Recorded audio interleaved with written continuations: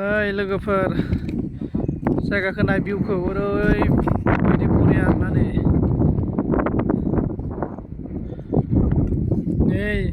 बिथांमोना भिडिअ लागासिनो ओ वीडियो कर रहा है पूरा सुपरस्टार यूट्यूबर है ये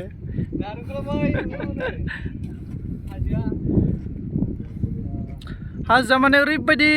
मोजांलै ओरैबायदि नुदों आरोना नै मथथे ओरैबायदि खुला बार स्रो स्रोखा माने